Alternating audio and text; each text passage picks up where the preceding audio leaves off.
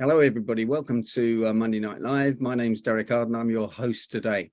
I'm delighted to introduce to you my friend Esther Stanhope, who's actually appeared on this show 3 times since we started it at the beginning of COVID in March 2020. Welcome, Esther. Let me tell everybody a little bit about you. You were a BBC reporter, a producer. You started the Vanessa Phelps show as the producer, got all sorts of hassle, and I'm sure you're going to tell us about some of that in a minute. You've introduced George Clooney, you've interviewed the Spice Girls, and goodness knows who else. But my friend Tim Durkin, when he sees you speak, he says, Esther has so much energy and enthusiasm, she should perhaps only drink decaffeinated coffee. And I understand you've had a couple of cups of the real thing today. So welcome back, and thanks so much for joining us again. Thank you for having me, Derek. Hello, welcome. Give us a wave. Excellent. Have you got gallery view there, Derek? If you're watching this live, we'll give you a bit of gallery view as well, so you can see all these faces tuning in from all over the world. Thank you. It's a real pleasure to be here. Yes, my background showbiz, although now I'm speaking with businesses, and I've written a book, an award-winning book, and I help people to pitch and present. But today we were talking about the topic and about how we can share our experiences to help us all feel better about ourselves. So it's a bit of group therapy today. Today's all about when you messed up. What can you learn from failure? And we were talking about this because I've recently set up the 80% Perfect Club, which is my new digital coaching program. But the reason I set it up was because what I've been finding when I'm working with leaders all over the world, particularly women leaders, is that people try to be perfect and they're scared of failure and they don't like messing up. And then what I realize is when I start talking to people that are incredibly successful, quite often they're not perfect. And not only are they not perfect, they've got stories, secret stories. And I've got loads of secret stories that I never shared in the past because I thought that I was a bit dumb, a bit of a fool. And I'll just give you a taster of the kind of things that have been going on behind the scenes. So on a little level, the wardrobe malfunction. Hands up if you've ever had an item of clothing malfunctioning in front of an audience or in public. So one time I was at this conference and I was staying at a hotel and I accidentally ironed a hole in my top. It was like this hole this big, and it was huge. So I just wore it back to front and didn't take my jacket off all day. I was sweltered, but I had this huge hole in the back of my top. And I was telling this story to I was at this dinner for women leaders one night, and I admitted what had happened, and I actually had the top with me that night. And I thought, I'm really embarrassed about this. And I thought they might think, oh, well, typical Esther, she's a bit ditzy with the old iron. And then people started sharing all of the things that they did wrong and all of the buttons that popped and the trousers that had split. So that's just the wardrobe malfunction. So I've got a couple of other showbiz stories as well, things that went wrong when I messed up, when I wasn't perfect earlier on in my career. I've actually, when I think about it, there's been quite a few times where I've either choked, as in, before I learned how to do speaking in public, I properly choked, in front of an audience, and I froze. But have a think, because we're going to be opening the breakout rooms shortly. That's what I like to do on your show, Derek. Take over, send everybody off in their little networking pods. So have a think. Have you ever messed up? So Derek, have a think about you. Have you done a major mess up? And I'm going to get you to share with only one person initially, and then we might share as I'm going to share my story now. Go on, Derek. Go for it.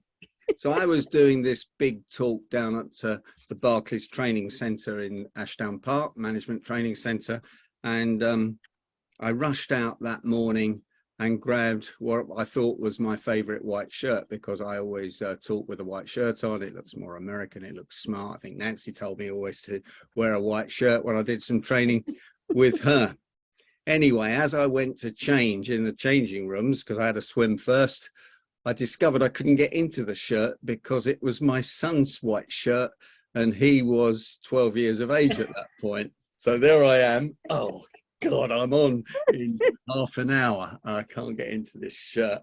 What do I do? Well, I put my casual things on and I went straight down to the guy who was introducing me. And because we were at the management training center, they had a quick look round, sent some emails, and found a white shirt, which was probably too big for me, but they found me a white shirt. I couldn't work out what on earth I was going to do because it wouldn't fit at all. And you reminded me of that story, which I'd forgotten about, Esther, when we rehearsed a week ago. And there's so many stories. And of course, Esther, the thing I wanted to say was we learn more when we mess up. And as professional speakers, people prefer us to tell stories when we messed up than when we were successful, and then put across the key learning point that we took away. And people really do take that away. Last thing, I know you're going to say something, but I'm going to keep going because I won't get a word in edgeways afterwards. Just kidding. Go for it, Derek, go for it. Of course, the imposter syndrome fits in to what you're talking about here, doesn't it? And I know lots of people get the imposter syndrome, really famous people, really good leaders, some amazing people. It's not a phenomenon. It's something that happens to all of us.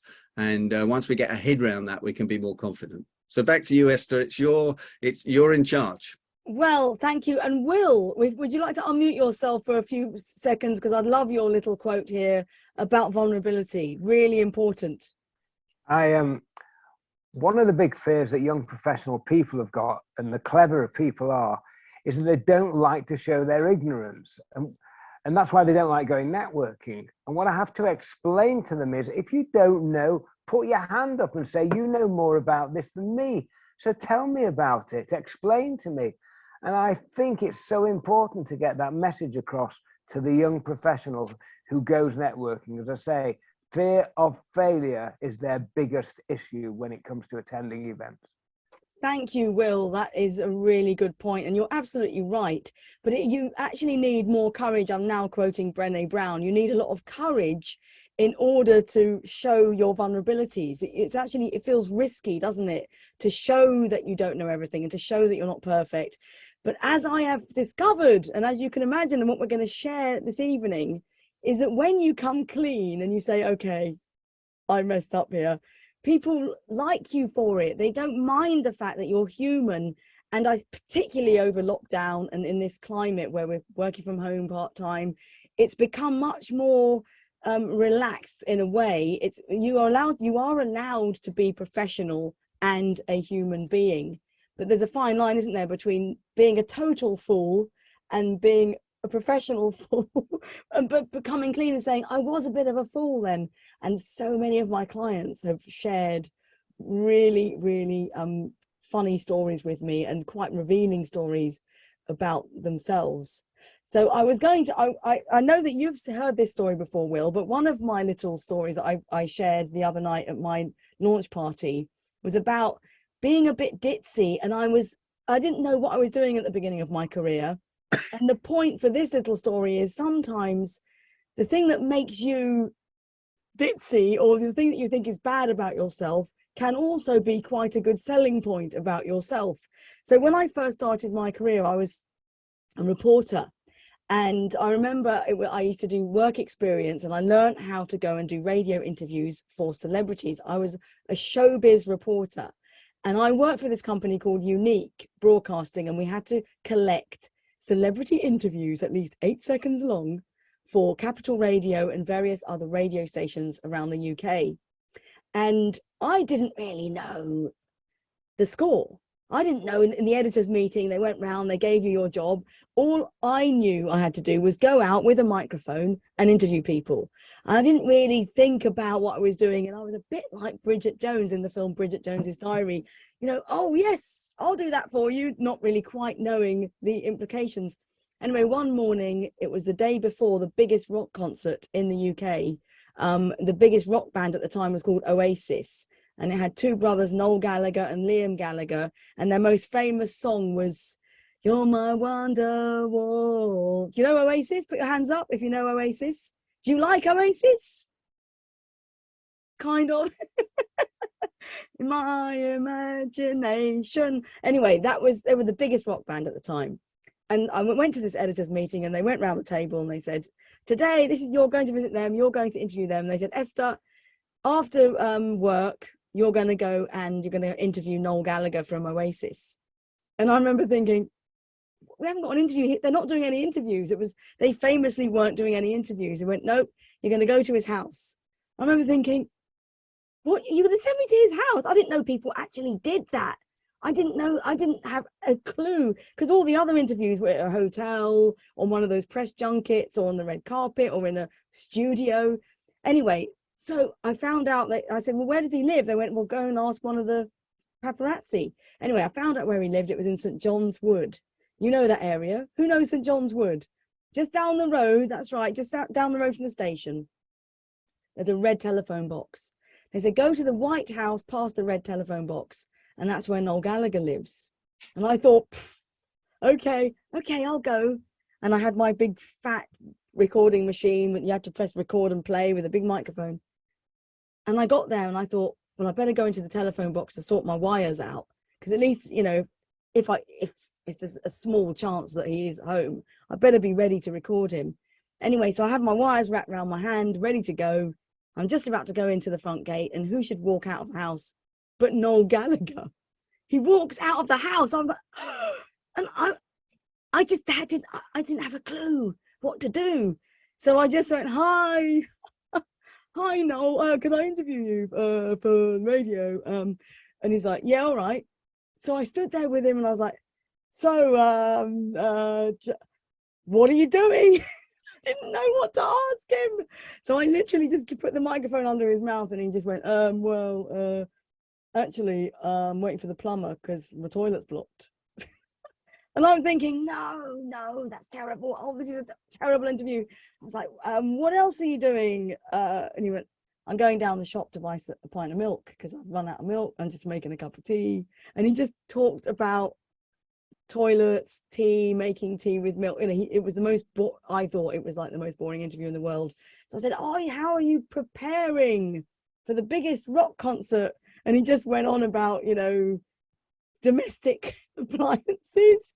Anyway, so the next day, got to the office, and they went around the table. Well, you're doing that, you're doing that, you're doing that. And I said, oh, and they kind of skipped me.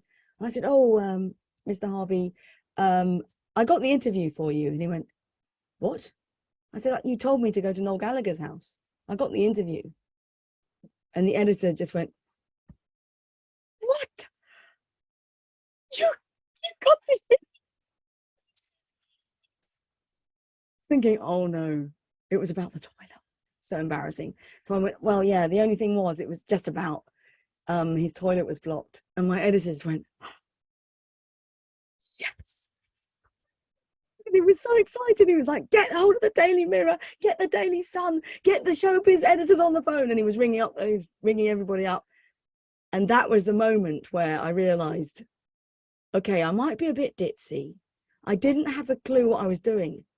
I was the only person in the entire world to get an exclusive interview, and it was quoted in the papers, and it was a most beautiful story. Apparently, I had no idea at the time, you know, to have an exclusive interview about a blocked toilet apparently was the best story of the year.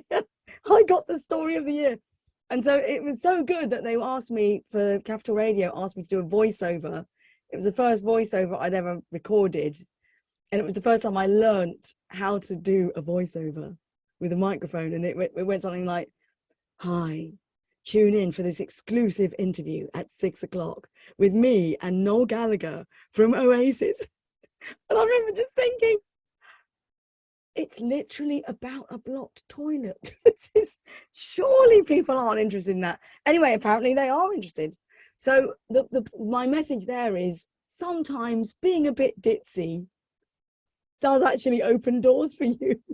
So that's I thought I messed up, but I didn't actually that time, because I got the exclusive interview, even though I was pretty much Bridget Jones out of the film Bridget Jones's Diary.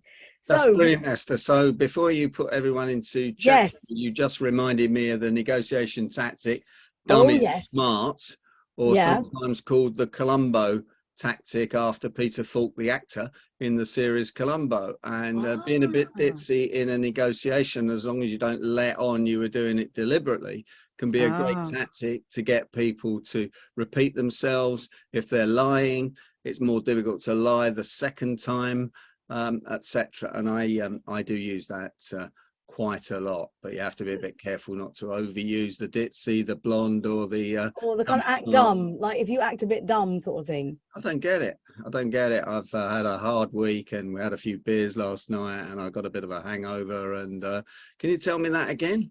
Oh, right. Okay. So that's your version of being ditzy. Yeah. Got a bit of a I hangover. probably need a better word than ditzy, don't I? But you can. No, that's good, because it's kind of like dumb, acting a bit dumb. Yeah. And I mean, there are certain people that are well known for being a kind of dumb blonde. They're not dumb at all. Yeah, exactly. So great tactic. Yeah, good tactic. I've got another funny story, but if we've got time, I'll tell it later. Which is but I would like to think about the wardrobe malfunctions, the wrong shirt, the wrong trousers, or maybe the wrong city. Whatever. When have you messed up, or when maybe you've been a bit dumb and it's gone in your favor? When have you messed up? And I'm going to put you into breakout rooms. They're totally chosen at random, so don't take it personally the way that I've put you in pairs, because I've got no idea who's going to be with who. All I can say to you is listen and learn and have fun and interview each other about your mess ups, and then we will do a little bit of sharing afterwards. I'm going to give you about 6 or 7 minutes to share your messing up stories. So we'll give you about 6 minutes and a 1 minute warning. We'll shut the rooms and then we'll give you 1 minute to come back. So enjoy. I'm creating the rooms now. There are 7 rooms, so just click on the room and have fun. See you in a moment. See you in 6 or 7 minutes. Welcome back, everybody, and over to you, Esther. Thank you so much. So we've been in breakout rooms, and I know that you were in mid-flow, because when I closed the rooms, nobody came back, which is a good sign, which means that we can carry on with the stories. What I'd really like you to do now is click on the chat function at the bottom of your screens. Click on the chat function and just give us the first line of your story, the first line or the subject of your story. So it could be wrong airport, wrong trousers, the mother-in-law. Just give us the first line of your story. And while you're doing that, Nancy, you were quick. This is like fastest finger first, isn't it? On Who Wants to Be a Millionaire. We will try and fit in as many fun stories as we possibly can. We may not fit everyone in, but the great thing about the breakout rooms is that you all get a chance to share your stories, even if it's not in public. At least you've shared it with one other person. Nancy, let's kick off with you. Unmute yourself. How are you? I'm fine. Well, what was funny was the fact that Cheryl and I were connecting offline on LinkedIn, and then you put us together. So that was fun. Oh, that's so great. Yeah. So that's, accidental, and it worked. But we both had a similar networking. Story about wrong Nancy. shoes. Oh, go on, Nancy. Having packed, to go away and do a training course or an event. She was doing events. I was doing a workshop, and leaving early in the morning, packed shoes and a bag, and went up to wherever the venue was, took out the shoes, which I buy several pairs in different colors, one navy, one brown. Oops. I love that. I bet that was a really good look. Yeah, well, the thing is, Esther, is I figured in my instance that nobody would notice. I was pretty much doing presentations mostly to a group of men. It was in banking in the 90s. And so it was like, would anybody even notice that they were slightly different colors? And so I just carried That's on. Cool. And then it's almost like, Nancy, that could be your signature, always wearing different colored shoes. Different colored shoes. Yeah, well, there's a possibility. Cheryl, do you want to add to that? Yes, Cheryl, let's hear your story. Yes, it was quite freaky that both of us had very similar stories. I way back when used to be a sales exec, and so we would do exhibitions and we would be there, and shows, and we would be there for the whole week. And I would pack outfits for Monday, Tuesday, Wednesday, Thursday, Friday, and I was always known for being immaculately turned out. I matched from head to toe, and I took it all very seriously, probably a little bit too seriously. And I remember putting on my outfit for a particular day and looking around for the matching pair of brown shoes that I planned to wear with it, and spent sort of 10 minutes scouring, couldn't find it. Then decided, you know what, I'll change the outfit, I'll put a black pair on instead. Another 10 minutes trying to find the other one. Then eventually it dawned on me when I was getting really frantic because I was running late, that I'd had one brown shoe and one black shoe. Neither one of them went with the outfits that I wanted to wear. So I had to dig out a pair of navy shoes, which didn't go with either one of the two outfits, which was mortifying at the time, because I took myself way too seriously with that stuff back then. And yeah, so it was quite funny that Nancy and I did very similar things. Nowadays, well, you still live to tell the tale. So what do you have now? A neutral pair of shoes, just in case? What I have now is I don't take myself quite so seriously, and if I mess up, I just make a joke about it and just go, "Oh, you never guess what I did." And I'm much more, I'm much more out there. Whereas before, I would have, horrible. That was just the worst thing that could ever happen to me. So has anyone else forgotten forgotten an item of clothing? So one time I went swimming, and I thought I'd be really clever. I'll wear my swimming costume, because it'd be quicker to get changed, and then I forgot my underwear. But I only realised I'd forgotten it after I was in the pool. So I had to very uncomfortably go to M&S or find some random shop up the road and go and buy some horrible emergency undergarments. What a thought! Anyone else forget an item of clothing or have a wardrobe malfunction? Hands up if you had a wardrobe malfunction. Paul, was that you? Derek's had a wardrobe malfunction. Okay, before we share more stories, Derek, you had an observation about the Manchester United supporters. Oh, I was just going to say serendipity. The two people who support Manchester United, who are crazy about them, ended up in the same group, Esther, and I just wondered if you put them into that group deliberately, or they're just attracted to each other because no one else is attracted to the team. That's enough about football. Yeah, that's so funny because my husband supports Leeds and he doesn't like Manchester United. They're his biggest enemy. So who are the Manchester United supporters? Will and Nigel. Will and Nigel. Did you talk about Manchester United? Did you, Nigel? Of course, that's my story. Oh, your story's about, so if you're not really into football or Manchester United, we'll give them the benefit of the doubt. Come on then, Nigel. What was your mess up? Well, the headline, as you would say, the sort of teasing headline, The Wrong Palace. It was the first. Yours, right? Okay. Yes. It relates to the time where I decided at the last minute, kind of ill-prepared, United were playing Crystal Palace away. And these were the good old days where you could turn up at a ground, queue up and actually get in. The only problem is I actually got off the train at the Crystal Palace Athletics ground, not realising that it wasn't the Crystal Palace football ground, which is located at Norwood Junction, which is nowhere near the Crystal Palace Athletics track.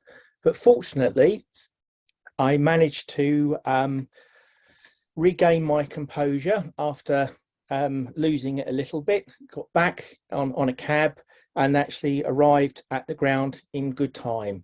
So the moral of my story is if you're actually going to an away ground, make sure you plan in good time for travel and arrive at the right destination.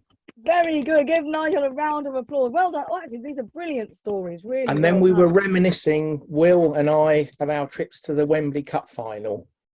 Oh gosh, Will, must have been a long time ago. So you tell us your story then, Will. You've got your hand up. If all goes to plan, on December the 27th this year, Mrs. Kintish and I will be married for 52 years. But because of United, it nearly didn't happen.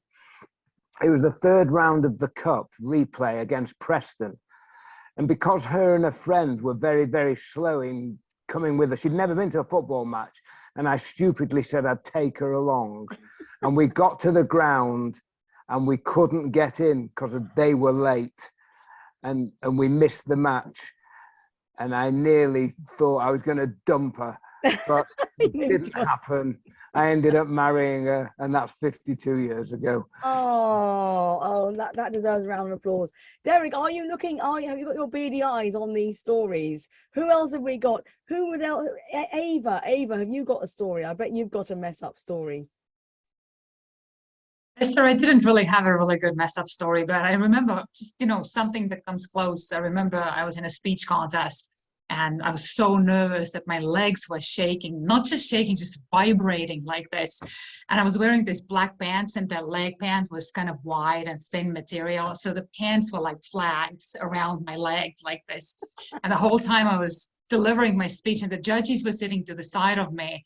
And I know they saw it. They had to say, okay, everybody probably saw it. And all I was thinking was like, hide the pants, next time, hide the pants so you don't have the flags around your legs. You know what? But I bet you wouldn't shake anymore, would you? If you had to speak in public. I don't think so. I don't remember the last time my legs were shaking, but this was back in the day. I don't know whether tighter pants would actually help, because then you'd actually see, you'd see your legs shaking. But that's, the thing was that the legs were kind of like vibrating, and the vibration went over to the pants, and it escalated the vibration in the pants. Like, jean material, like something thicker and tighter wouldn't have vibrated, would have kept my legs together. It's so funny that look, I'm messing up now. My glasses keep steaming up. I don't know why my glasses are steaming up today. There must be a funny temperature compared to my. I must be very hot and my glasses are cold, so they keep steaming up. Okay, who else has a good story? The excitement of being on Monday Night Live. I'm so excited, Derek. We're heating up here, loving these stories, so that I know that we're saving the best. We're saving our good people. We know that you've got good stories. Well, we've got quite a few intriguing ones in the chat show, so we might have to go around very quickly for a minute. Let's go to Jill English, and she's had a mental health moment. I don't know quite what that means, Jill. Hello, Jill. Hi, Esther. Hi, Derek. Well, I went years ago on a mental health awareness course, and it was run by someone from Mind. 2 days, pretty heavy going. I mean, day one was suicide, depression and anxiety, and day two was much the same. It was a very good course. It was very well run. When we went into the room, we were all given these little fiddly toys to play with, and I had an orange space hopper stress ball. House rule in my team was, you go on a course, when you come back, you share what you learned. So I come back and say, well, what I learned was, if you're concerned about someone, you don't pussyfoot around, you look them in the eye and say, are you thinking of taking your own life? So are you thinking you're doing something silly, but as direct as that.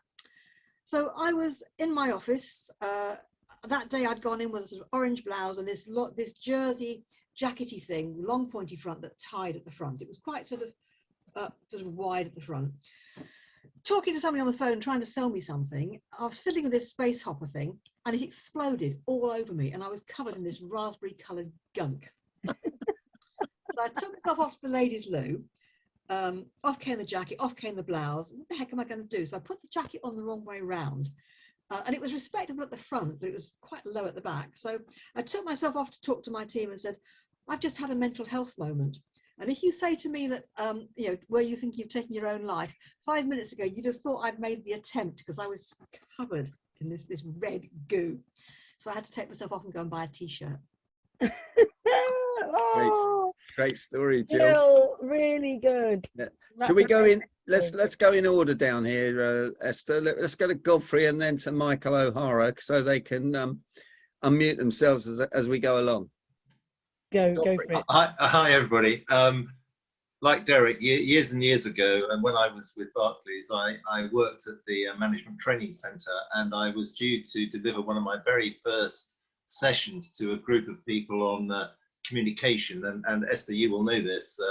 The art of communication, it's two-way, and the first thing to do is grab their attention. So if we're in a crowded room and I happen to say, Esther, you will pick up your ears because you have been switched on by me using your first name. So the start of this session was all about switch them on. And I had a wonderful slide to describe this. So I said to the group, and what's the first thing you've got to do? You've got to, and there were total blank faces, and everybody was just looking completely bewildered. And I looked round and the screen was blank. I had not put the main switch on. So there was I trying to talk about communication and switch them on, and I hadn't even switched the bally machine on at the mains. So we had a laugh, and obviously the joke was on me, and we moved on. But it's exactly what you say.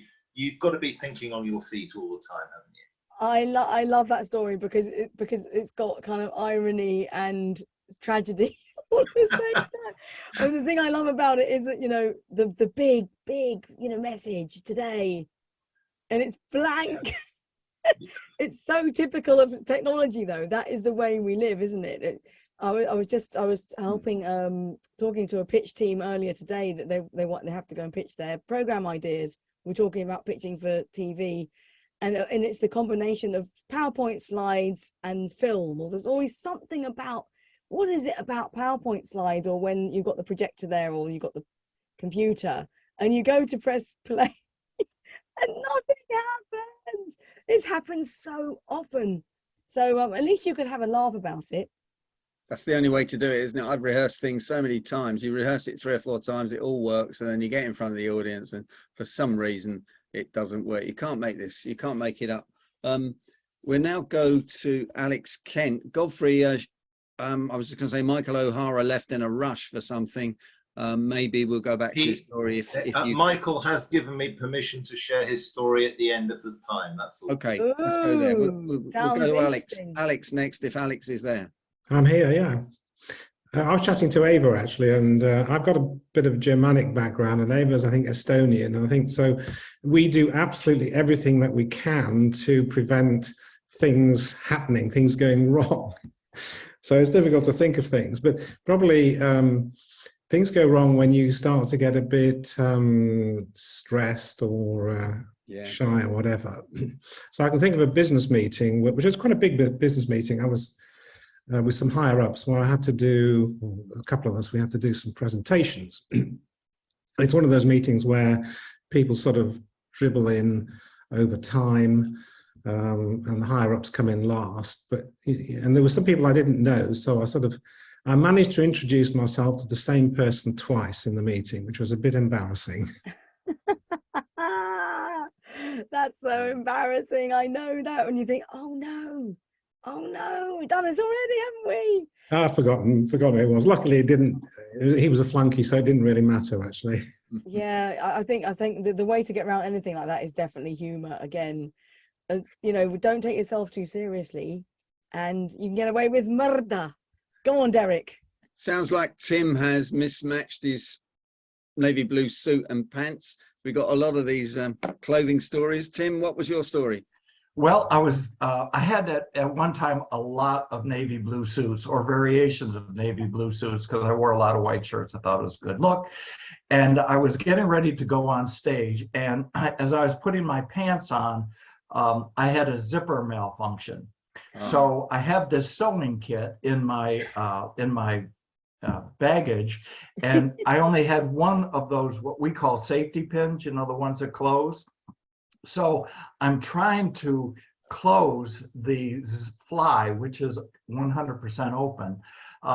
And I just, because I was active on the stage, I didn't want to thread the needle or anything. So I closed it with and it looked very, very sloppy. So I knew I was going to have to put on my coat and kind of cover the fly area there. And I'm on stage. I don't know how many people were in the audience, but it was too late. And what made matters worse is the pants were navy blue with a chalk stripe, and the coat was from another suit, and it was solid navy blue.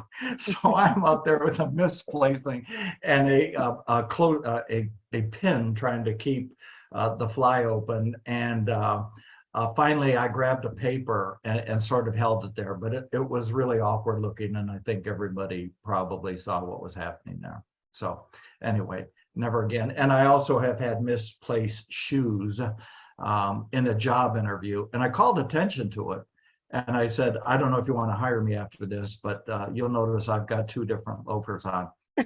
I did get the job. I've got to write about this. It seems like a lot of people have got mismatched shoes. Yeah, Like, and you that's wonder how that many happens. people. Yeah. I think that's really funny. I think it's maybe we're going to start a trend. Yep. That's really good. One of my clients recently said that she was going to this interview in the London Stock Exchange, and she's very, very smart, and she's from LA and very senior, and she's always really well turned out and quite serious person. She was just getting out of the taxi to go to the London Stock Exchange for this really important interview, and every single button just went pop, pop, pop, pop, pop, pop. All of her buttons came off. So I think she had to, luckily I think the person she was with, or the taxi driver, had a load of safety pins. Really? I don't know how she managed to get away with that one, but isn't that funny? At the moment when you've got to really be your best self and you're going to be in public exposed, when that happens, what do you do?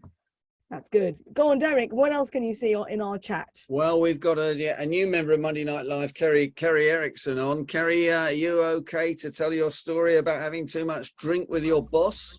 Hello, Kerry. Hello. Hi.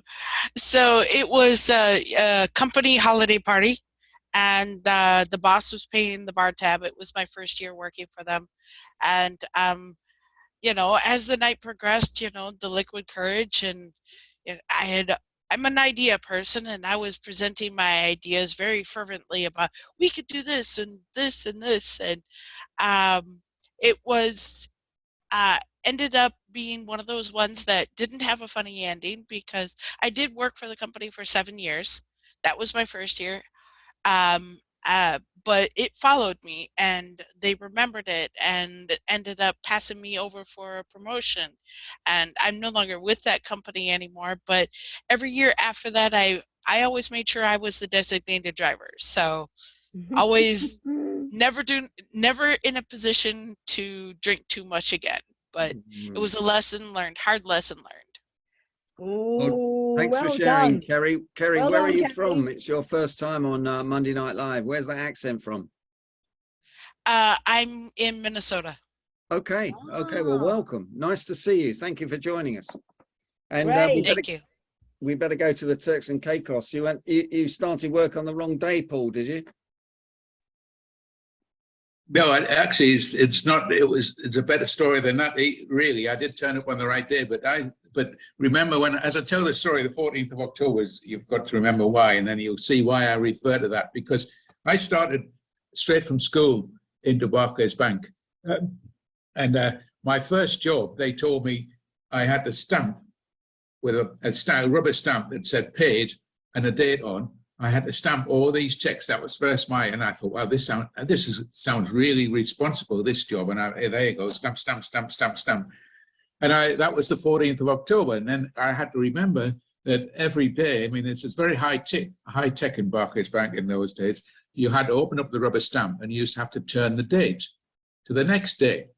And the importance of all this rubber stamp with paid on, because in those days they used to return the checks with the statements, so that the person, when you were putting the statements together, which was a job in the afternoon, they had to be able to see the check and on their bank statement, and they could see that the dates married up.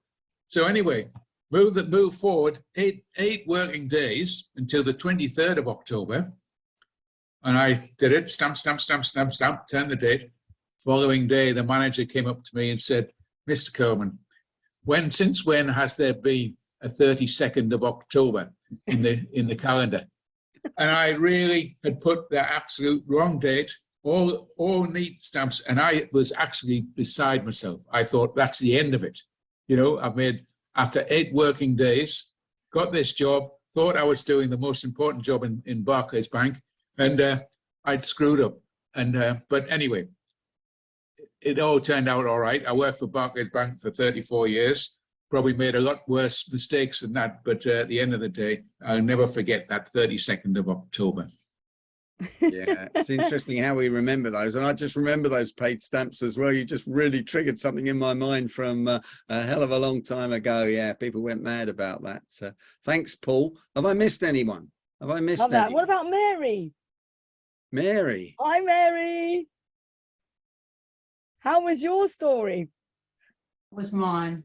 I suppose a kind of wardrobe malfunction was getting on a bus once and then having sat there realising this seat was rather wet and getting up to find out that somebody had spilt their coffee all over the seat. And on my pale dress I had this rather large brown stain all down the back. At which point I sort of said, I think you ought to stop people using this seat, because somebody spilt their coffee, and had to gingerly walk up the road sort of holding my skirt round so that I didn't show too much of this large stain. Oh, thankfully, I was going home, not to work. Great. Love Derek, it. Derek, very quickly, Michael's, because it's a good one. Oh, yes, Michael. He was delivering a major presentation at 9 o'clock in the morning in Manchester. He decided to drive down from Glasgow the night before. And on the journey, he's on the motorway, so no real chance of pulling off or anything. He was going through his mental checklist of everything he'd got. He'd forgotten his suit, shirt, tie, all laid out in his bedroom bed, and he'd forgotten it. So anyway, he was the first one at Marks and Spencer's, Central Manchester, at 8:15 with a taxi waiting 15 minutes later. And he went into Marks and Spencer's, came out wearing, he hadn't got a clue what, but it was knew everything, and got the taxi straight to his venue just in time. So that's Michael. Oh, that's a great story. I love that. I bet you he had the odd little labels sticking out, sticking out in the back of him. I've had to buy emergency clothes like that as well. That is absolutely brilliant. So it'd be great to round up. Derek, thank you so much again for inviting me. Thank you for sharing your, well, mainly wardrobe malfunctions, because we got on the whole wardrobe malfunction vibe, and the odd shoes and the odd suits and the safety pins and the clothes laid out on the bed beautifully that weren't taken. Love it, love it. Thanks, Esther. That's been really great. Yeah, I think Alex made the point. You see, if you get a bit stressed or a bit wound up, you stop thinking about the really important issues, don't you? So it's back to the proper preparation prevents pretty poor performance, and being ahead of yourself on these things. And we've all done it. Yeah, good luck with your 80-20 club, Esther. I love the 80-20 rule, but I know that's 80% perfect. Yeah. Yeah. Tell us So the about moral it of the just for 10 story is, seconds. you don't have to be perfect. That's it. You don't have to be perfect. And that's what I preach to all of my clients. And I've realized you sometimes just come clean and say, you know what, I messed up and I'm human and it's all right. Well, congratulations, Esther. Thanks for joining us on Monday Night Live. And can I ask members of Monday Night Live to give Esther the usual round of applause? Oh, thank you. Thank you very much. We hope to see you again shortly, Esther. Thanks, everybody. If you're watching this on YouTube, please like it. If you're listening to this on the podcast, remember Esther Stanhope. You can find her on social media. Yeah. And look forward to seeing you next week. Thanks again, Thank Esther. you. Thank you so much.